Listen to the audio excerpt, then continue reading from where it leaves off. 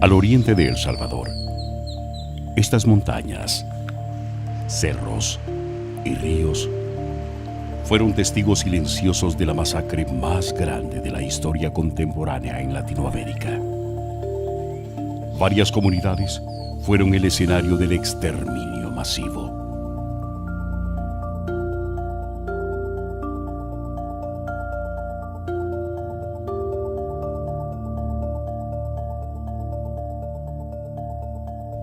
En 1981, a partir del 9 de diciembre, en el departamento de Morazán, en los poblados de El Mozote, La Joya, Cerro Pando, Jocote Amarillo, Ranchería, Arambala, Cerro Ortiz y Toriles, se llevó a cabo el genocidio de casi 1,000 personas, en su mayoría niños y niñas. Estos nombres son la evidencia de cada familiar que durante mucho tiempo ha buscado la justicia y la verdad.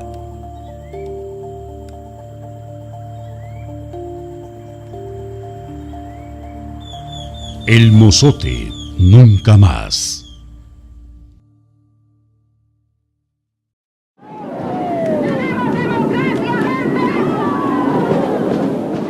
El Salvador transitaba por una etapa de convulsión social a finales de la década de los 70, a consecuencia de la expropiación de tierras, políticas de represión y fraudes electorales que mantenían a militares en el poder. Todo esto dio impulso al movimiento popular que en enero de 1980 se concentró en la protesta más grande de la historia del país. El arzobispo de San Salvador, Monseñor Óscar Arnulfo Romero, señaló cada asesinato de los sacerdotes y condenó la violencia que se ejerció en esa época. Quiero hacer un llamamiento a todos los sectores del país para que evitemos el tener que llegar a una guerra civil y de todos modos logremos en nuestro país una auténtica justicia. Para ello es indispensable que todos estemos dispuestos a compartir con los demás lo que somos y tenemos y a participar en la medida de nuestras posibilidades a crear esa estructura económico-política que de acuerdo con el plan de Dios favorezca equitativamente a todos los salvadoreños. Se volvió una luz de esperanza para los salvadoreños en medio de la represión. Sin embargo, el 24 de marzo de 1980, una bala silenció su voz. Mataron al arzobispo.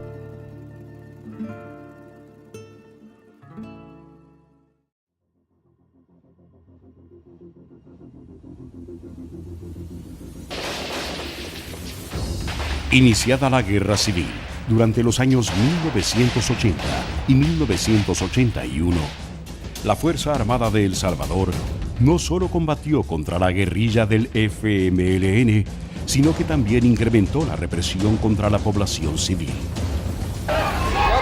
Quite la cámara, maestro. No la voy a dar pedazo.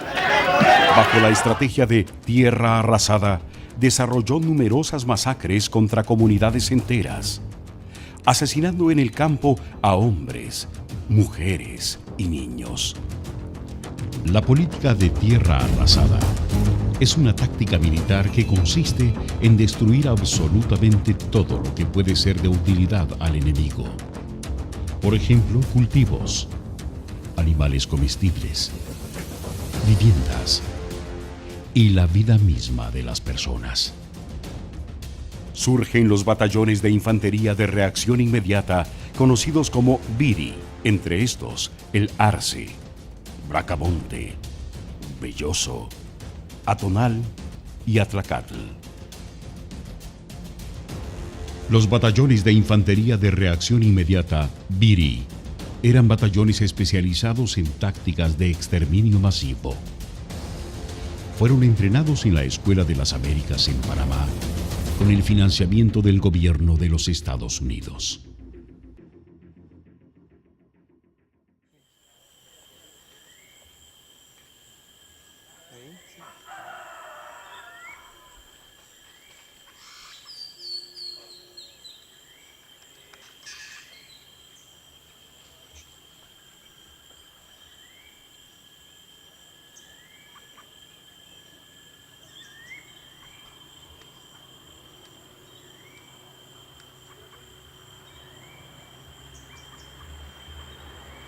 Por ejemplo, yo no sabía por qué hacían eso, porque yo en ese entonces tenía 36 años. Yo iba a decir que iba a venir unos operativos, que a uno le decían tierra arrasada, otro que operativo de exterminio, salía por el radio, pero uno no creía lo que iba a pasar.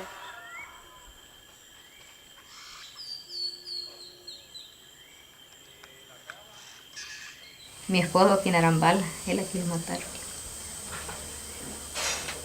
Pues mi suegra aquí me estaba cuidando del niño, del papá de él. Y me dijo, allá voy a ver la otra nuera que tengo en el mozote, me dijo, mañana temprano estoy aquí, me dijo ella. Vaya, se fue como a las 4 de la tarde, que nunca volvió. Ella ya murió con todas las hijas y los otros hijos de ella. Calculadamente, no voy a dar un dato exacto porque entre algunos sobrinos ni los conocía muy bien, pero hice la cuenta de 44 familias, entre hermanos, primos, tíos y sobrinos. Mi familia de mi esposa mataron allí 2 niños como este y una muchacha que ya está adulta y la esposa, eran 4. Pero allí iba un niño que era nieto, que es hijo de esta zona, que usted está allí, mi familia. Y allí mataron a Israel, que era tío, también eran tíos míos, eran varios. Hay 5 compañías de 125 efectivos que participan en la matanza, pero fundamentalmente es una de esas compañías y dentro de esas compañías una sección de 40 hombres, los efectivos que directamente ejecutan el exterminio de cientos de personas. El oficial sobre el terreno, identificado plenamente como el asesino directo, material, el carnicero del mozote, era el entonces mayor, que después llegaría a ser coronel Natividad de Jesús Cáceres Cabrera, integrante de lo que fue conocido muy famoso, que fueron muy famosos, ¿no? La Tandona de la Fuerza Armada, por supuesto bajo la supervisión personal de Domingo Monterrosa, que instala su puesto de mando en la población de Arambala y desde ahí dirige el exterminio. Pocos días de haber ocurrido el genocidio, incursionó en la zona un equipo de periodistas pertenecientes a la guerrillera Radio Venceremos, quienes recabaron datos y fotografías de lo ocurrido. Yo entro de la zona de la Polleta, de la zona trasera de la iglesia, y la visión que tuve esa tarde fue de muchas casas humeantes, olores de personas en descomposición muy fuerte, y recuerdo que la primera escena que encuentro es la iglesia. Entro a la iglesia, tomo fotografías, donde encuentro bancas caídas, escapularios, documentos de identificación y restos humanos, ¿verdad? Cuando regresamos pasamos por el mozote y se veía un pueblo totalmente destruido, se sentía todavía olor a muerte y algunos cadáveres que no estaban del todo enterrados. Una cosa terrible, terrible. Se miraba las grandes humazones y se sentía como que estaban asando carne aquellas grandes humazones. El zumo a la muerte se sentía lejos, como a 200 metros, se sentía que era fuerte. Y logramos pasar ahí, logramos ver algunos cuerpos, algunos que los habían puesto fuego ahí por entre el mar, que habían unos huesos ahí llamados, pues que les habían puesto fuego.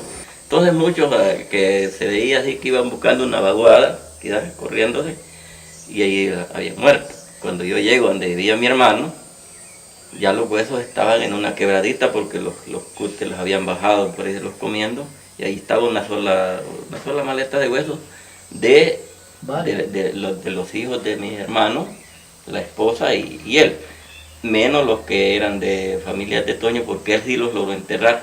En la noche fue a sacarlos y los enterró. Pero estos mataban con lujo de barbarie, con una preparación bárbara que les habían dado y que para ellos eso era valentía. Eso era una ferocidad, esa era una valentía para ellos. Qué doctrina más bárbara le metían a estos batallones. Radio Venceremos había denunciado permanentemente la masacre, pues toda esa política de la administración Reagan, haciéndole creer al mundo que eran inventos de la radio. Toda esta situación tuvo un corte cuando penetran a Morazán Susan Meiselas, Raymond Bonner del New York Times. El 27 de enero de 1982 se publicó la noticia de la masacre de El Mozote en los periódicos The New York Times y The Washington Post. Los medios nacionales se limitaron a informar sobre el operativo realizado por la Fuerza Armada.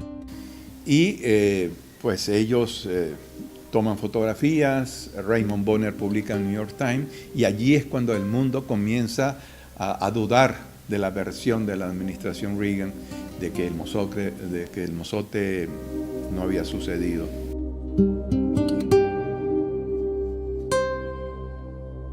En aquel momento la masacre del Mozote fue negada por el alto mando de la Fuerza Armada, con el entonces ministro Guillermo García al frente.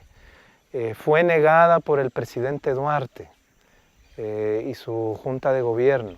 Fue negada por la Embajada de los Estados Unidos en El Salvador. Y cuando el gobierno de los Estados Unidos debió defender la continuidad de la ayuda militar al gobierno de El Salvador, que se condicionaba por el Congreso de los Estados Unidos al respeto de los derechos humanos, también negó la masacre.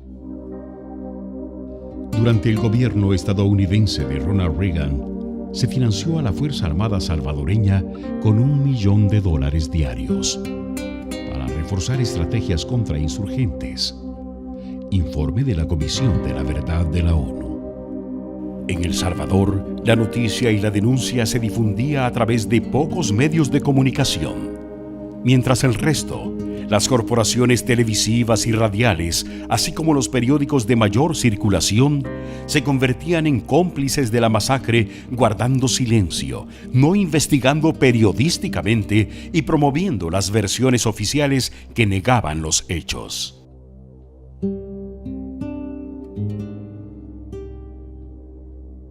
Porque yo tomé fotografías en El Mozote donde habían inscripciones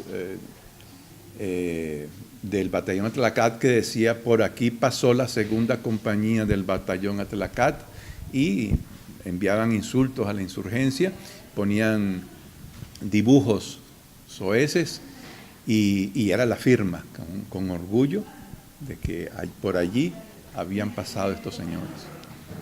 Que eso era patriotismo lo que andaban haciendo, que era patriotismo, una barbarie de esa naturaleza, que era un patriotismo, qué barbaridad, qué mentira más terrible, terrible.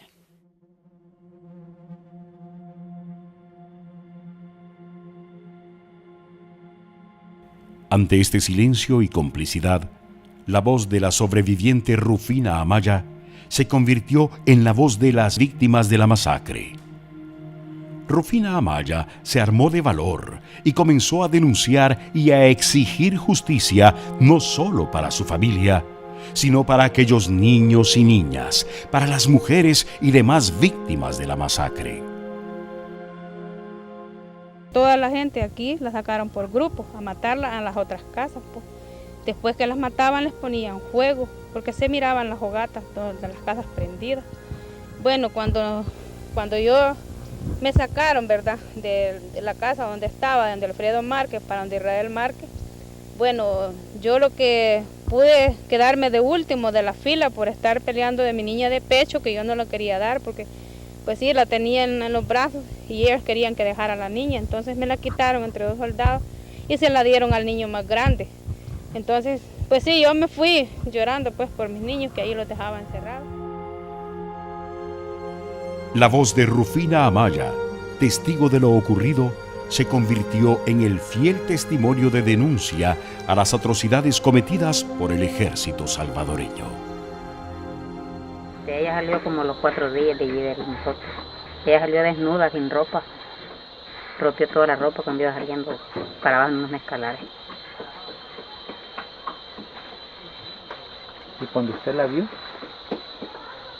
Ya la vi, que ya le había dado ropa a una señora allí, ya estaba bien pechita, ya tanto de andar hambriando. Y los niños, ella habían elegido que no llevaba a los niños. Se los habían matado allí. Admiro esa valentía que ella tuvo de no gritar, de no y quedarse allí y aguantando ese dolor profundo de la muerte de sus niños. Porque una persona hasta conoce hasta el canto del gallo de su gallinero. Conoce hasta el cacarear de las gallinas, de uno las conoce. Ahora el ladrido de un perro. Y entonces ella, ¿cómo no iba a conocer los gritos de sus niños? Los conocía. Eso. Yo llego a una conclusión real de que ella oyó los lamentos de sus niños. Les conocía la voz, los gritos. Cuando dije que le decían, mamá, me están matando. Ella vive, pero ella vive en el recuerdo de cada uno de nosotros vive. Pude sentir el sufrimiento que ella llevaba en sí. Ella nunca recibió una terapia psicológica, pero a pesar de eso, su fe y el amor por la justicia, ella siempre luchó.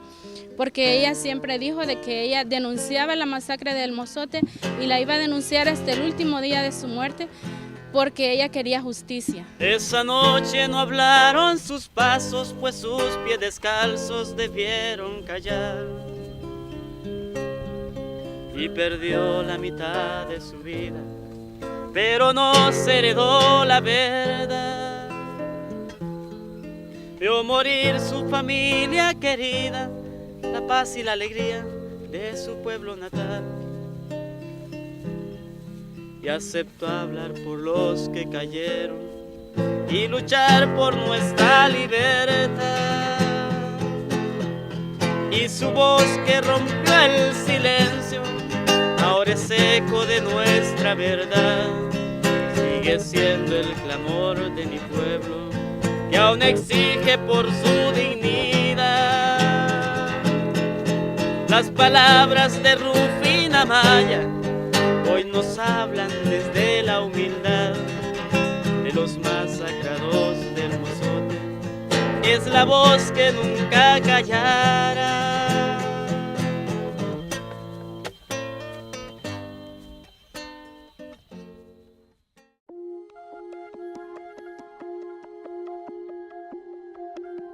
El registro oficial, elaborado por el gobierno de El Salvador, reconoce que en la masacre de El Mozote y lugares aledaños, el batallón Atlacatl ejecutó a 986 personas, de las cuales 479 eran mujeres amas de casa, ancianas, adolescentes, niñas.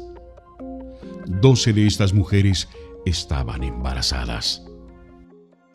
Y lo primero que hicieron fue sacar a las mujeres más jóvenes de un año para arriba, de un niño para arriba, y las muchachas pues se las llevaron y esas ya no regresaron a donde nosotros estábamos, pues, porque todo el grupo que iban sacando no regresaba.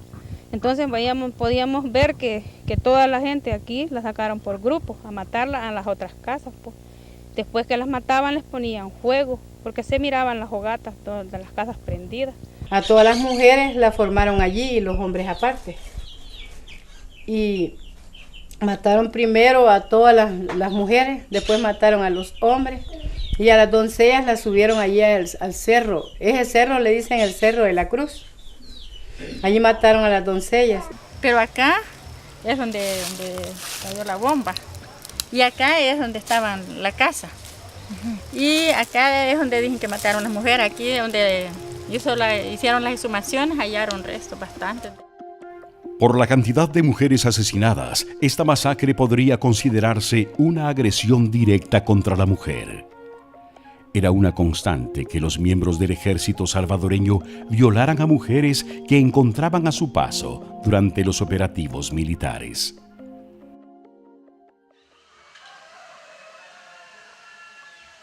Los niños del Mozote.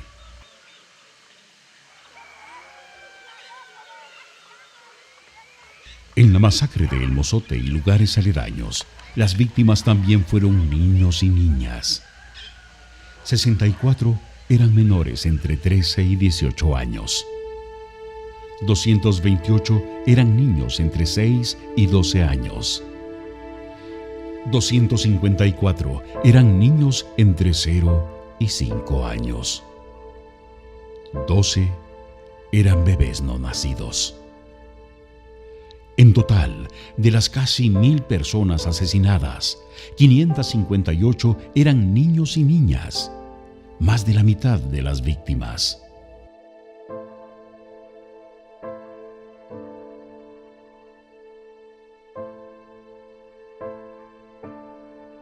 De mi hermana, mi sobrinita, un sobrinito, un niño apenas un mes de nacido. Y tenía otra niña pequeñita, bien bonita, la niña, este pelito amarillo, como que era media gringuita. Ahí la mataron, tenía como unos 5 años. Ahí está mi suegra y las 2 niñas son hijas de ella, mi cuñada. Una de las niñas tenía 18 meses.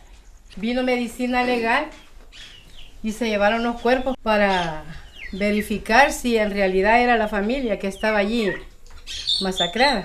Aquí hay 15 cuerpos. Todo es una sola familia. Familia de apellido Márquez García. Aquí tengo el vestido de la niña de 18 meses. El vestido y un gorro, que fue lo que encontramos allí cuando estábamos escarbando para hacer la casa.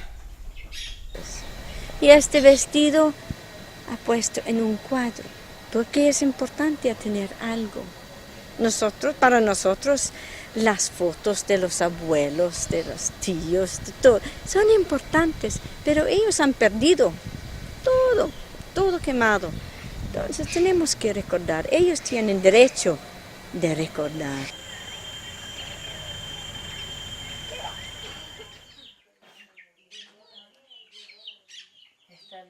El batallón Atlacatl, dirigido por el coronel Domingo Monterrosa, actuó al pie de la letra con la estrategia militar de tierra arrasada.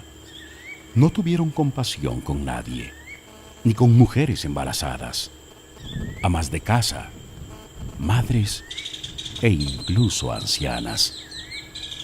Igualmente, la brutalidad no perdonó a adolescentes, a niños y niñas, ni a los recién nacidos.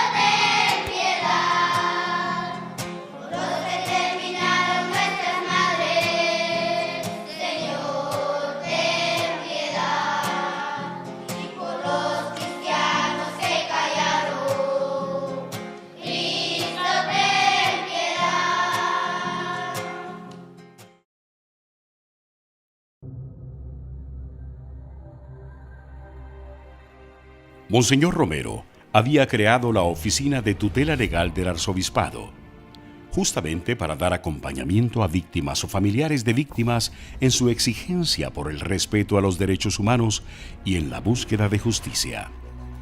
Esa oficina era dirigida por la doctora María Julia Hernández, quien al enterarse de lo ocurrido en El Mozote, decidió hacerse presente en la zona y comenzar a investigar el caso junto a su equipo de abogados y técnicos. La denuncia de Rufina y de los sobrevivientes permitió con mucha lucha también por la justicia que libró tutela legal las víctimas y las organizaciones del norte de Morazán, de que un tribunal del Salvador logre documentar la masacre, permita las inspecciones y permita exhumaciones en el lugar de los hechos. Pero aquí hay que destacar un esfuerzo importante que hizo tutela legal, sí, porque ellos son los que se destacaron en andarlos buscando. Aquí no hay que darse muchos rodeos de que nosotros buscamos. Los buscaron y empezamos a apoyarlos, porque aquí lo que predominaba en esos días era el miedo. De parte de instituciones estatales, nunca hubo acompañamiento a las víctimas. Por el contrario, fueron constantemente humillados y descalificados en su lucha. Algo que también ocurría con otras masacres y que se denunciaban públicamente o con casos individuales de asesinatos, torturas o desapariciones forzadas. Casos que ocurrían cotidianamente.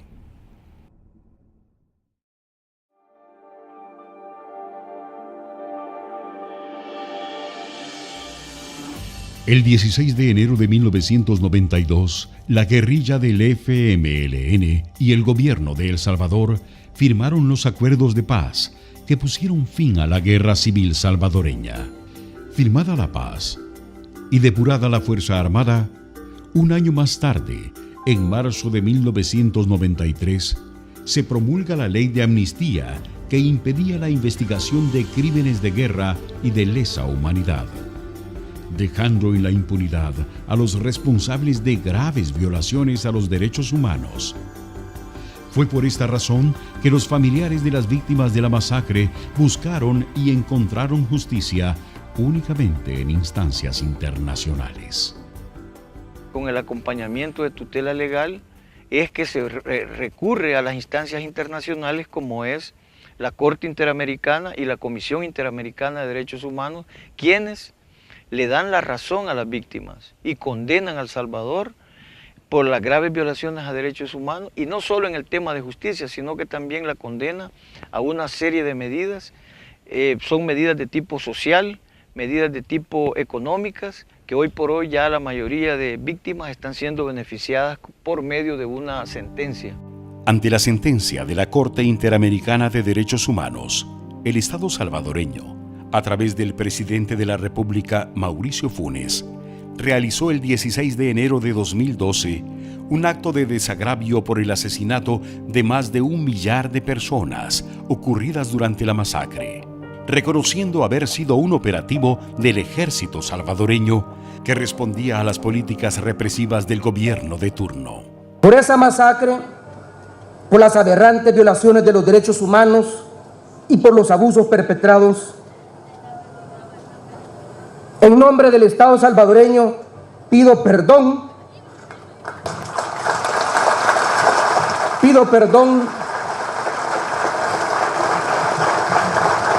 a las madres, padres, hijos, hijas, hermanos, hermanas, que no saben hasta el día de hoy el paradero de sus seres queridos. Pido perdón al pueblo salvadoreño que fue víctima de este tipo de violencia atroz e inaceptable. Posteriormente, también se comenzaron a implementar medidas de reparación de tipo social a los familiares de las víctimas, lo cual implicó la elaboración de un registro oficial para identificar a los pobladores y las zonas donde habitan. En otros actos de reparación, el 16 de enero de 2016, el presidente Salvador Sánchez Serén también pidió perdón a todas las víctimas de la represión, destacando la necesidad de la búsqueda de la verdad, la justicia y la reparación a las víctimas para luego llegar al perdón. Asimismo, en el caso de la masacre El Mozote, una de las páginas más dolorosas de nuestra historia, hemos dado pasos importantes en el cumplimiento de la sentencia dictada por la Corte Interamericana de Derechos Humanos a favor de las víctimas y sus familiares. Por ello, quiero anunciar que dedicaremos este año nuevos fondos para continuar con el pago de indemnizaciones para los afectados tal como lo ordena la sentencia de la Corte. Ya están en marcha otras medidas de reparación, como los programas de atención y tratamiento integral de salud y otros para el desarrollo de estas comunidades.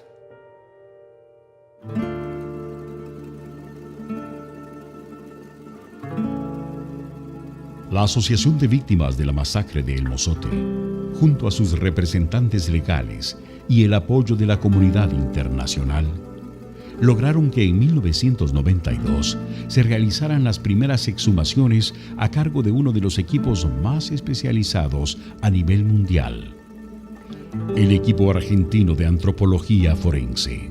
El equipo argentino llega a El Salvador en realidad y conoce sobre la masacre a partir del contacto con María Julia Hernández, ¿no? Que entonces directora de tutela legal, la oficina del arzobispado de San Salvador.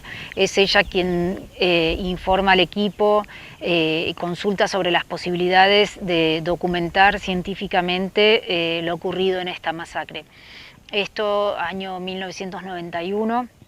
Que por primera vez el equipo llega a El Salvador a conocer sobre los hechos, a entrevistarse con los familiares de las víctimas, a recorrer los sitios como estos, y en el año 1992 se inician los primeros trabajos arqueológicos de recuperación de restos y evidencias de víctimas de la masacre. Y donde la prueba forense demuestra que se trataba de un crimen masivo, que no era niños que murieron en fuego cruzado, que no eran un cementerio clandestino de las guerrillas, como trataba de sostener todavía entonces el gobierno y las autoridades de medicina legal, sino que se trataba de una ejecución masiva extrajudicial, donde en una pequeña cabaña 24 tiradores exterminaron a muchos de estos niños, y después, para eliminar a los niños que todavía sobrevivían y se quejaban de las lesiones, tiran una bomba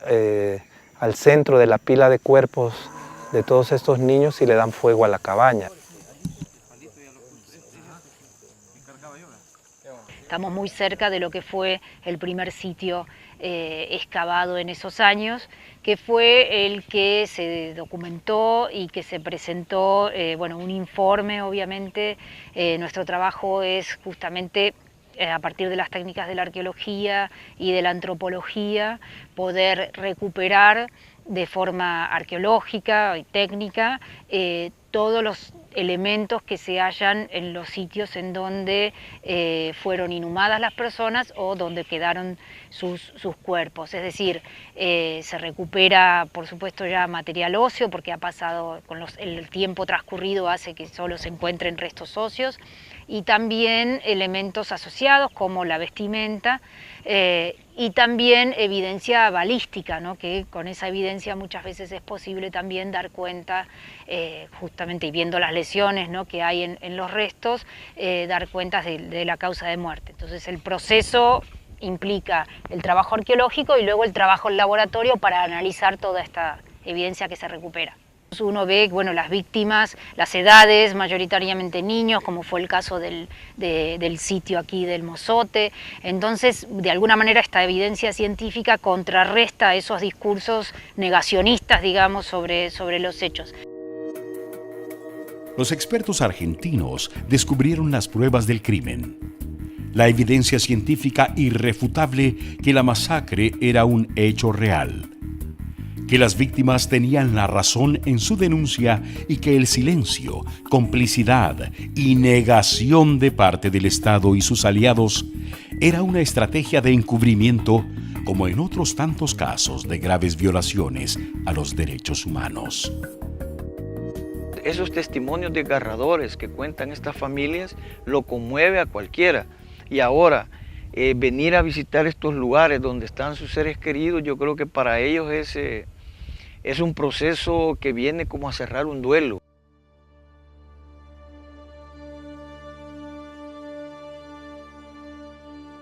El 25 de octubre de 2012, en la sede de la Corte Interamericana de Derechos Humanos, se desarrolló la audiencia final en la cual representantes de las víctimas de El Mozote argumentaron los hechos.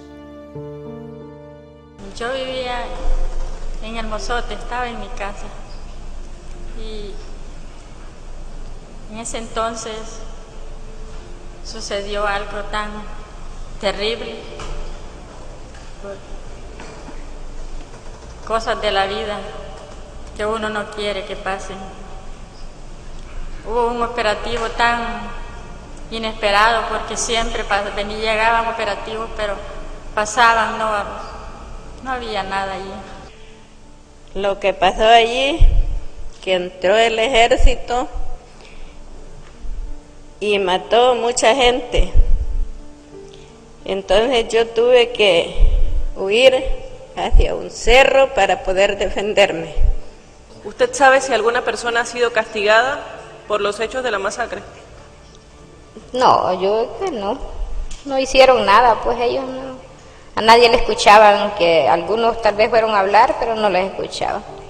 Justicia es la que queremos, es la que siempre hemos pedido, porque cuando fuimos a la corte nadie pedía medidas de reparación. Yo sí les decía, pero para las personas que habían quedado solas, los lisiados, porque hay personas que sí quedaron lisiadas, no anduvieron en la guerra, pero sí quedaron porque tal vez por alguna bomba o algo así, o quedaron enfermos, sin hijos y todo eso.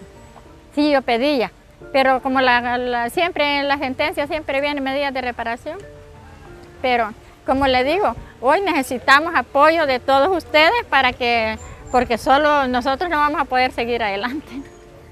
Pero la gente que no comprende, pues piensa que es un pasatiempo, que vea que todo lo que pasó pues fue una historia y así se quedó.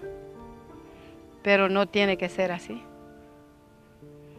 Porque uno como familia pues tiene sentimientos. Es su familia. Y murieron prácticamente como matar a un animal. Y aquí nadie puede pasar la página de un libro si no la ha leído. Y la tenemos que leer despacio y luego pasarla. Pero no se puede esconder debajo de la alfombra, no se puede pasar. Y las víctimas, y yo me canso de decirlo, ¿no? Ellas siempre dicen, ¿y qué se va a abrir si nunca se ha cerrado, ¿no? Y eso es así, porque hablando con las víctimas del Mozote, casi todas, no hay día que no recuerden lo que pasó.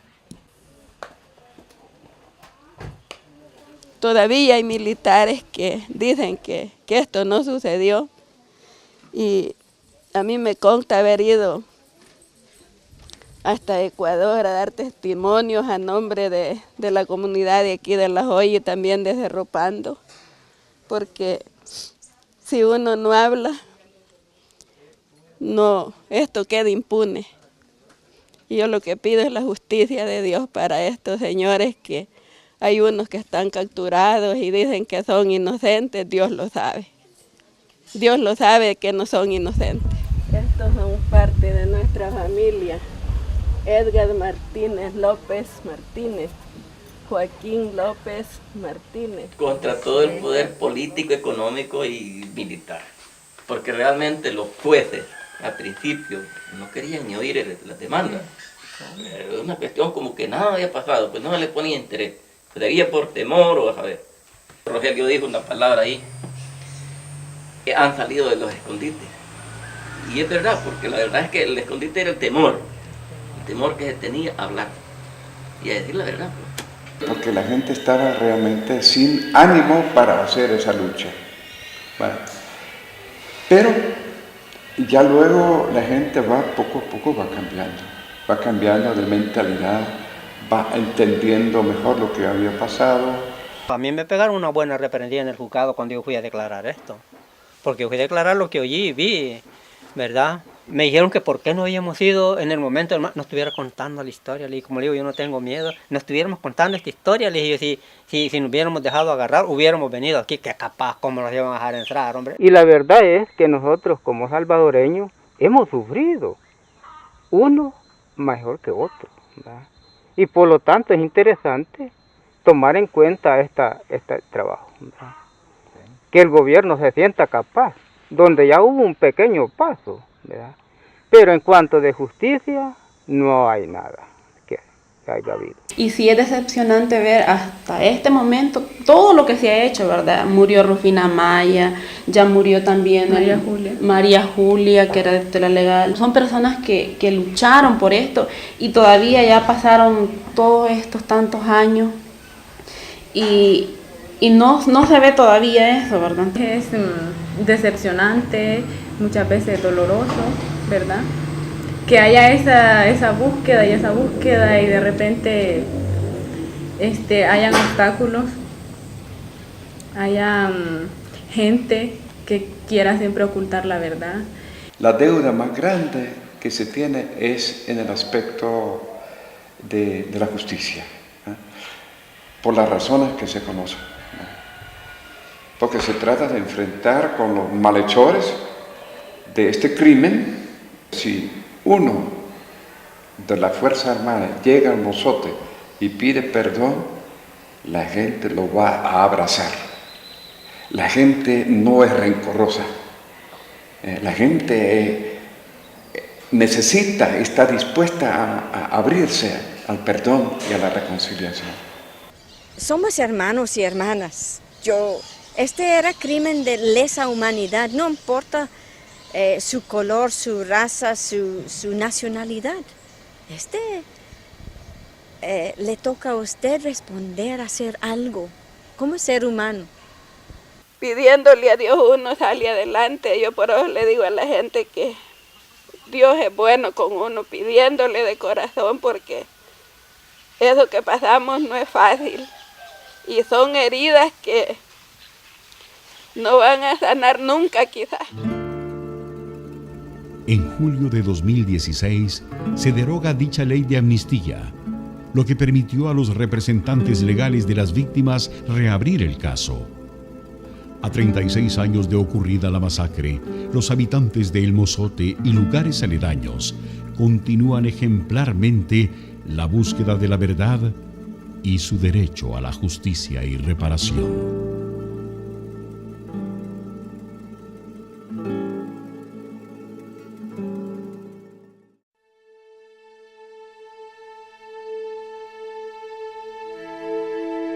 La lucha de estas comunidades por alcanzar la justicia, aún en contra de todas las barreras oficiales, es un ejemplo de humanidad en contra de las estructuras de poder que protegen a los hechores de graves violaciones a los derechos humanos. Las víctimas queremos seguir luchando para que esto llegue a esclarecerse, porque siempre ha habido personas que están atacando a las víctimas, que no quieren que hablemos la verdad.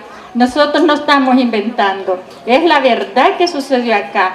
Asesinaron tantos niños, mujeres embarazadas, aún mi hermanita que estaba en su último mes de embarazo, mis padres y tantas personas de mi familia y mis cuñados, mis cuñadas, una que estaba unos 2 días de haber dado a luz, otra embarazada, y esta desgracia que sucedió aquí no se la deseo a nadie. Yo les digo que hay que hablar, porque si no hablamos las víctimas van a hablar las piedras, como dice la Sagrada Escritura. La consolidación de la paz es un proceso y al caminar esta ruta pacífica debemos tomar el tiempo de oír las voces que exigen verdad, justicia y reparación. Y a las instituciones del Estado, además de oír, tienen la obligación de dar respuestas en línea con las obligaciones internacionales en materia de derechos humanos.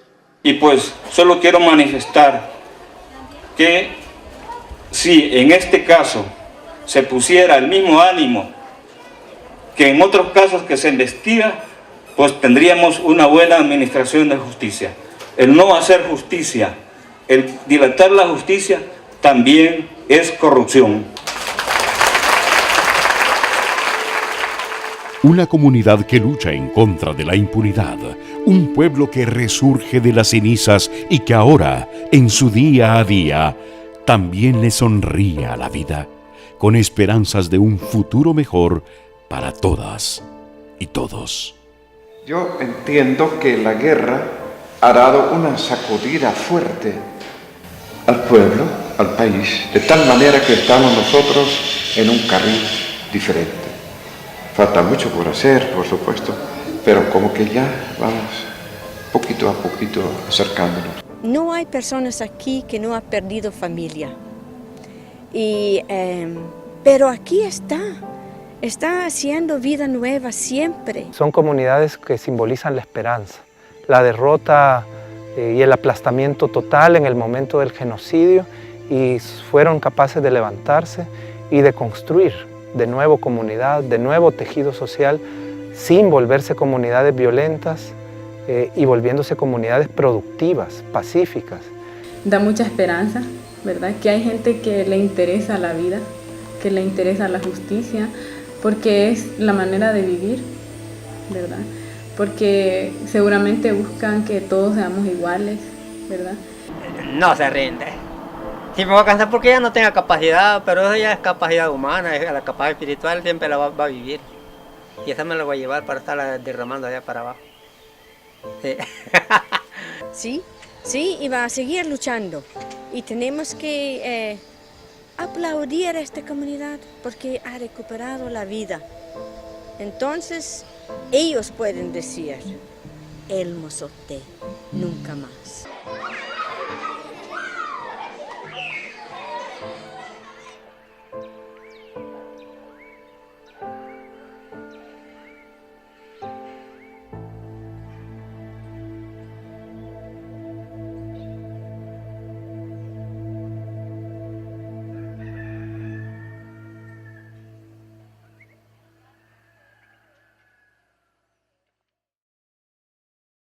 Voy a hablar de mi pueblo,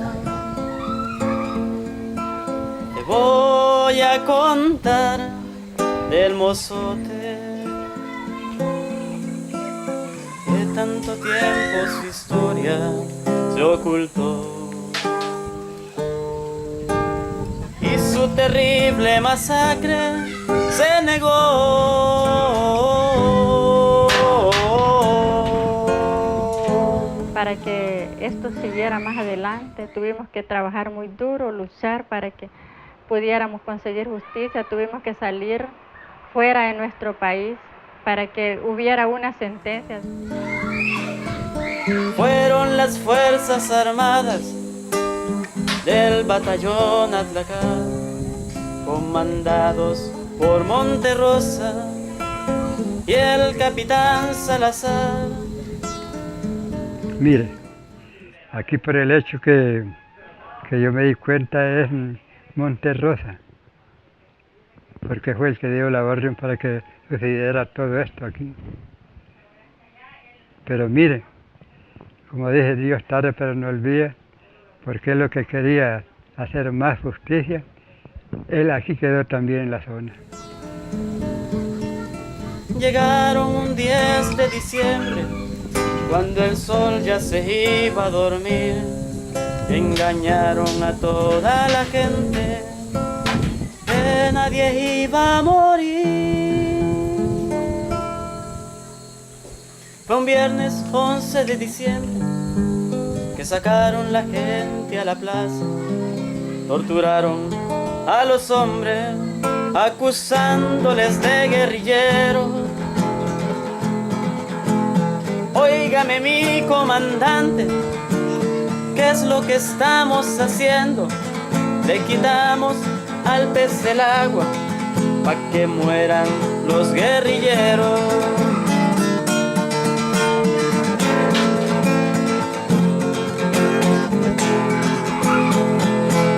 Dicen que entre las montañas se oyeron los gritos que daba terror, que violaron a la cipota y la masacre empezó.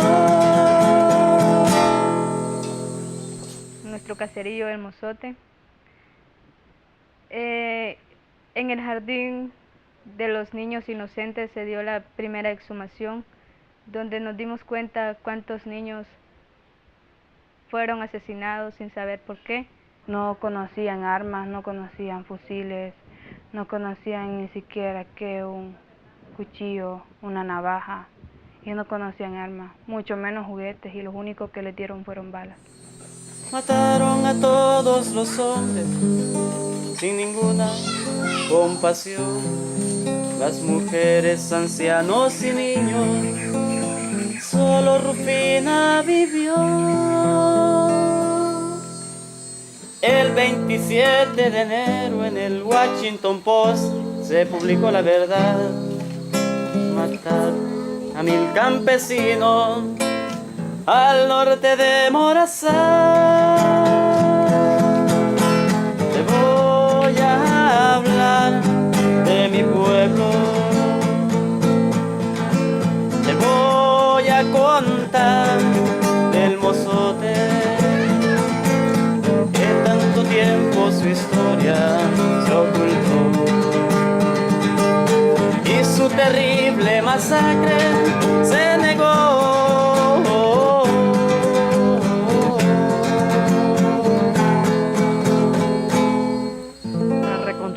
De las comunidades se ha hecho con el esfuerzo de ayudas internacionales y así se ha ido reconstruyendo y nosotros siempre luchando para seguir adelante.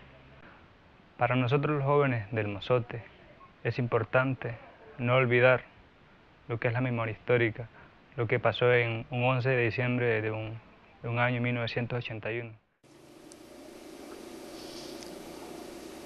Es el pueblo más grande, ¿verdad? Más bello, y se le ha maltratado.